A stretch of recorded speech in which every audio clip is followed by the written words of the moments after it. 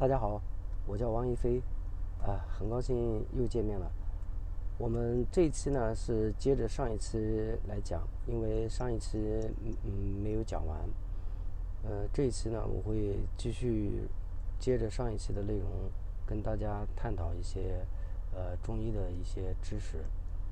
那么现在这一期呢，最主要的我要讲三点内容。第一个呢，就是说我自身的一些经历；第二个就是说我们为什么要去了解古中医。我还是说那一句，咱们不要说去学古中医，因为医治疾病的这个事情，我们还是交给真正的医师。我们只要知道平常自己的生活当中怎么保养自己，知道真正的古中医它是用一个什么样的方式来治疗，帮助我们自己能判断自己的身体出现什么样的问题了，提前告诉我们，这样我们好做处理。我们可以去事先就是说在这个疾病还没到严重的程度，就可以去找真正的中医师来解决这些。那么还有一个呢，就是说日本人对我们的中医的这个认可度，我也会介绍一下。还有就是说我对我的孩子这块的引导，反正就是说跟大家把这些最基本的事情聊出来，让大家自己做个判断。嗯，如果觉得古中医对自己有这个帮助的话，请大家就是说能订阅我这个频道，让我们一起在这里来探讨古中医。好吧，下面我们就开始。因为我这个节目呢，因为我平常没什么时间，我是忙完了，你看我现在还在流汗，我是忙完了以后呢，我就临时做一个，回头回去剪辑。所以有的时候我可能衣服都是，你看我上一期的那个衣服都是冬天的，然后突然现在这个又是夏天的衣服，请大家谅解。好。所以说，现在网上很多人评论就是中医没有疗效，有可能就是你们没有遇到真正经方派的中医，所以造成就是你们觉得这个疗效没有达到你们所预期的那样。这个是很正常。你们没有任何东西都是看疗效，没有达到疗效，肯定会有觉得这个中医是是是不科学啊，无效的。但是你们如果说你们有这个机会碰到真正的经方派的医师，那么你们会对中医这个判断有个另外的一种全新的感觉吧。那么我们现在就是我开这个频道，我也想就是让我们一起对经方派中医感兴趣的，我们在这里做探讨，大家一起来学习来了解一下经方派中医。因为我个人，我是在2011年的时候得了病，呃，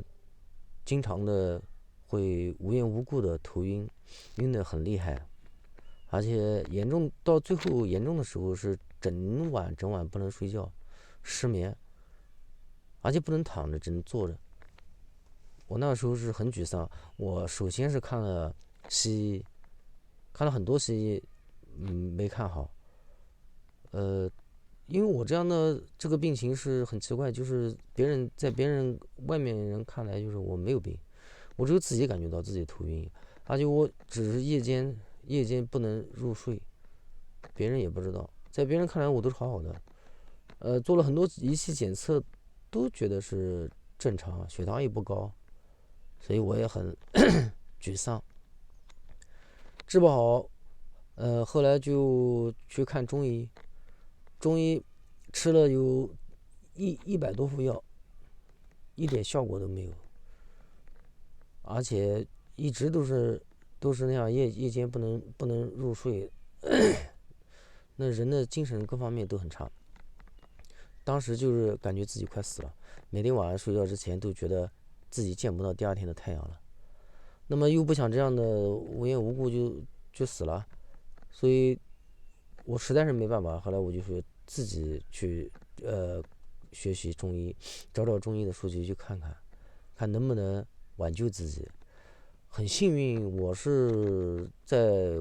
网上搜索这个中医学习方法的时候，我就看了胡锡树老师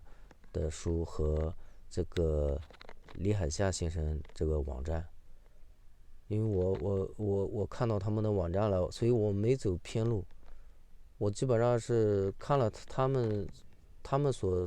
说的怎么去学习中医，还有一些书籍之后，我再去看看范范后世的那个中医书籍，我觉得真的就是像李海厦老师总结的那样，这是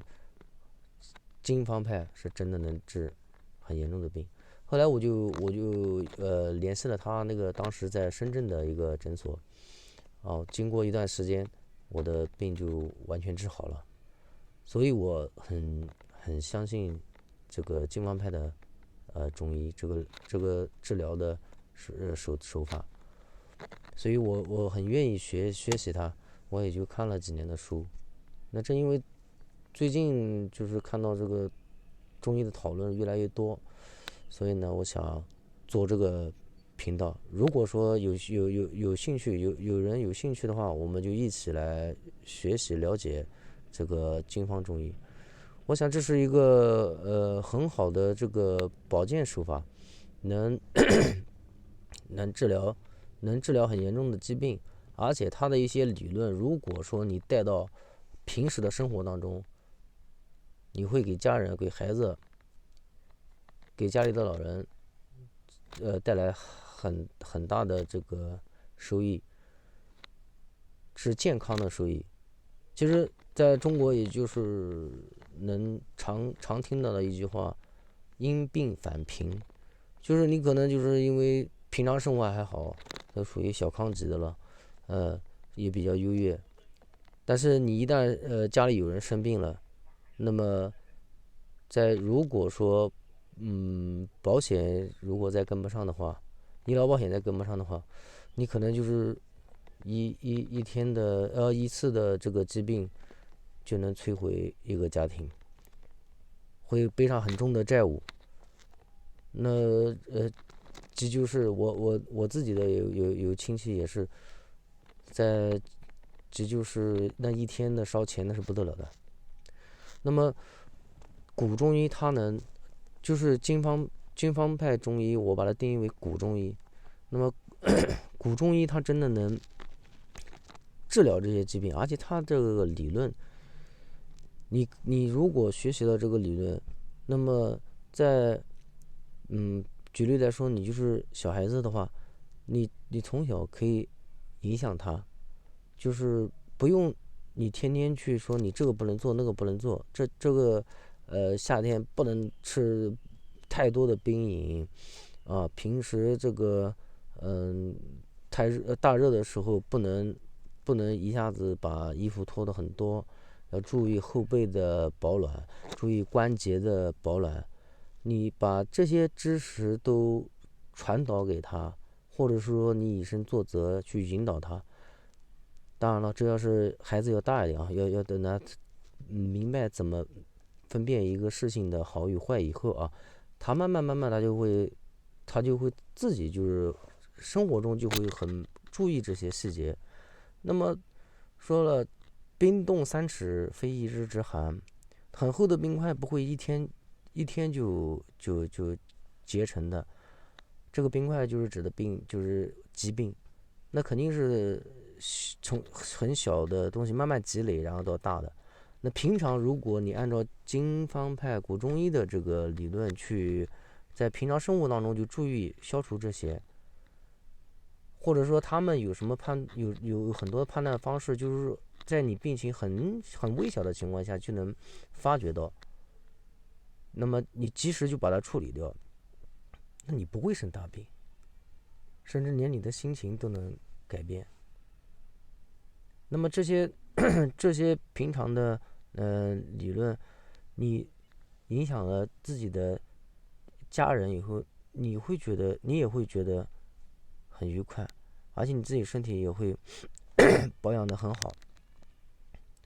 不会有到最后就是没办法去医疗了。还有那个胡锡树胡老先生，他说过一句话，说中医与西医之间有些差别呢，就是如果按照治病的话，把疾病比喻为贼小偷进入家里。那么进入家里的话，如果像西医那样治病的话，他就说一定要把他杀死，那就关起门来抓这个贼，势必就是说要把贼杀死。那么贼他的想法就是要拼命，他也想活，他拼命可能就是把你家里人可能也伤害了，那么把家里的财产也伤害了。那中医呢？中医的意思就是把门打开，然后家里人恐吓，就是起来抵抗，让这个贼感到害怕，让他自己跑出去，就是给他留条生路，让他跑出去。那中医也是这样，就是留一个出路，你出去，要么通过吐、发汗和这个排泄这样的方式，让你出去就可以了，离开身体，不要伤害。那也不是说要必须把你给杀死，这是个大概的理论。那么我想讲一下，就是说，那像我这样给家里人的影响有什么影响呢？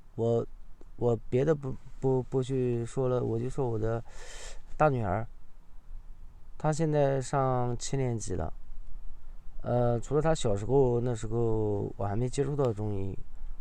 她小时候的时候3个月到1岁之间，她是因为经常腹泻，就住过院，吊过水。那么自从我接触中医以后，真的她就到现在为止没有吃过一次西医的药，也没有住过一次医院。基本上一些平常的小小的胃痛啊，或者是感冒之类的，我都是用中医的方法去调理的。他现在的身体状况，我想应该是非常好的，因为我经常给他灌输，我说你天冷的时候，天热的时候，不要盲目的去吃那么多冰饮，你稍微自己要注意点忌口。他有的时候他周围的人，包括他的奶奶都说，哎，你怎么跟一个老年人一样？怎么这天还没冷，你就自己知道找一个衣服穿？你有的时候穿衣服的节奏比比他奶奶还快一些。就是稍微冷一点，他就加一个厚的衣服。当然，他不是说加上就不知道脱，热了他知道脱的。但他会，他不像别的小朋友，他会一下把衣服给脱掉就不穿了，然后就是那么敞开的凉着。他会就是要么宁愿就是把衣服拉链拉开，凉快一下。就是他比别的小孩子要早一点，他会接触到，然后他会知道就是怎么去保护身体。我是这么认为的啊。中医呢是接近于纯自然的一种医疗方式，它的用的药包括草药、矿石类的药和动物类的药，都是在自然界能找得到的，不是化学合成的。那化学合成的药，你可能很难控制它，不知道它进入身体以后能不能代谢掉，会不会一直在你身体里面，或者有什么副作用。但中医都是天然形成的药，自然界的而且方式也是用汤用水来熬煮过服用的，所以它是属于纯自然的绿色的一种医疗方式。然后还有什么就是针灸。那么针是用那个用针刺激人的穴位，某个穴位疏通两个穴位之间的不同，然后来去除疾病。那么灸呢，它是用艾草来对身上某个穴位来做熏蒸，做那个热灸。那么这都是天然的东西，所以对人体的副作用会很小很小。相比而言，我是说相比而言，那比起开刀化疗的话，这个方面应该是很小的。这也是我推荐大家了解啊。我们现在讲不是学，真的学那个太深了，那是医师干的事。我们只要简单的了解，帮助我们的目的是简单了解过后能帮助医师做出判断，就完全可以了。那么也有的人呢，可能是已经有很重的疾病了，那可能你要面临的去开刀啊，去做化疗。那我想大家都知道，开刀就是对于一个健康的人来说，你开一个刀，我想那个影响都蛮大的。还有化疗，大家可以去问问，做化疗也是挺难受的，副作用蛮大的。那么在你做之前，如果你了解了古中医，就经方派中医的话，你可以有多一个选择，去先尝试一下。如果有好转的现象，你可以省去开刀、去化疗，做这一系列的医疗，就等于说你可以多个尝试。其实我啰啰嗦嗦讲了一大堆，我是想通过我们在一块，大家在一起沟通，研究这个经方古中医，想把这种真正能帮助到大家的这个医疗方式介绍给大家，我们大家都可以保护自己的家人，保护自己的身体，延年益寿吧，得到真正的古中医的帮助。那大家有的时候说这个，还有人说啊，中医到底科不科学？可能你还会有疑惑。那么我们去看看，就是你可以在网上看看日本这个民族的人是做事是比较严谨的，他们做事可能细节方面考虑的比我们要多得多。那么在日本，好像我看的是有200多种这个中药方剂，其实里面还大部分都有经方派的这个方剂在里面，已经做成成品药，就是很方便的冲剂，在各个药房都能看到出售。很多中国人我们到日本去，还买他们的那个中成药回来，药粉回来。那你想看日本，它还有那个汉方，他们对中医称为就是汉方，还有专门的人在研究，专门的学院在研究。那如果真的没效的话，他们不会做这种出力不讨好的事。大家可以去了解一下。我所举这些例子，无非就是说向大家想说明一下，你们现在遇到的中医多半可能是学后世中医的，他们用的经方比较少，可能治大病的这种可能不多，可能不大，但是他们在养生保健方面会有一定的帮助。那么如果我的建议就是说，我们要能治大病，能对自己这个比较大的疾病能治好，然后就又能对我们养生保健又比较好的话，我想大家还是多多了解经方派的古中医，这是最好的，也就是我想开这个频道的目的。网上面很多热心的人在传播中医的理念，在介绍一些小的方剂，让排除大家一些生活中遇到的比如说这个祛湿啊、祛失眠呐、这些影响，帮助大家去除这些影响。那说句真心话呢，我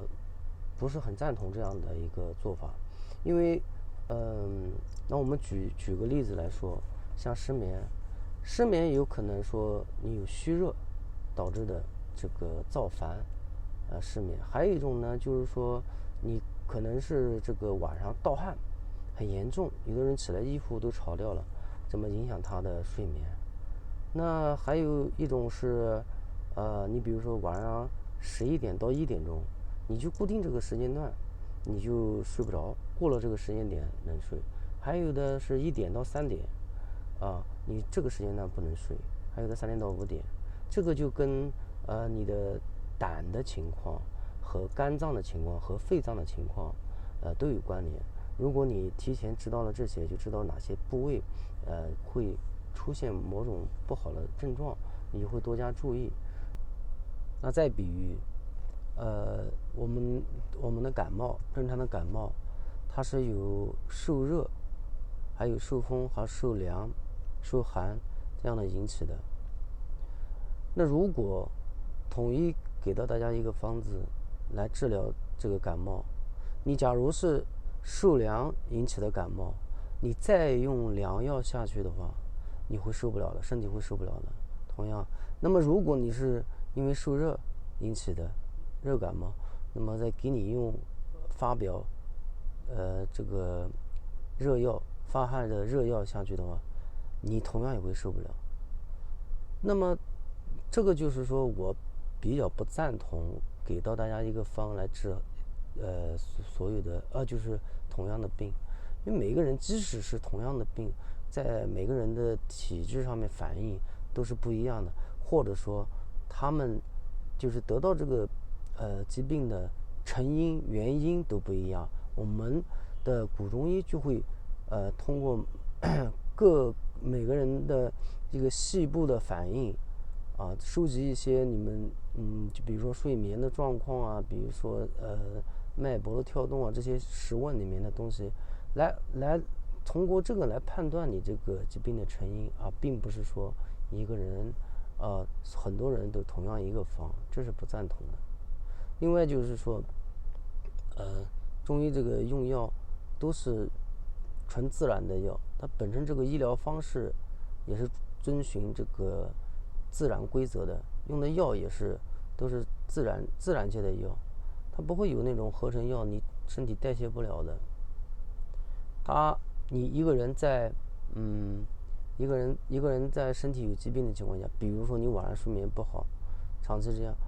或者是你的心脏不好，或者是你肝脏病什么，你总会